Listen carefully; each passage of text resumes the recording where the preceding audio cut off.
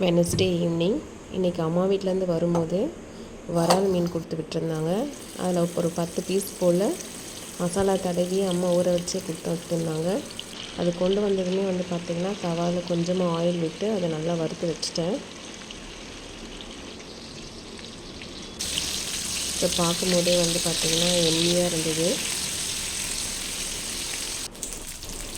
So full ஆயிலில் நம்ம fry பண்ணுறதுக்கும் தவாவில் கொஞ்சமாக ஆயில் விட்டு ஃப்ரை பண்ணுறதுக்குமே நிறைய டிஃப்ரென்ஸ் இருக்கும். இது ரொம்ப டேஸ்ட்டாக இருக்கும்.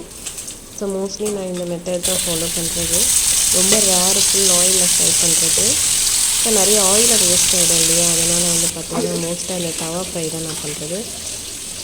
கூடவே பார்த்திங்கன்னா தலையும் வாலும் போட்ட மீன் குழம்பு கொஞ்சம் கிரேவி போல் செஞ்சுருந்தாங்க. அதையும் கொடுத்து விட்டுருந்தாங்க. நைட் டின்னருக்கு வறுத்த மீனும் குழம்பும் வச்சு சாப்பிட்டாச்சு. அல்டிமேட் டேஸ்ட்டுங்க.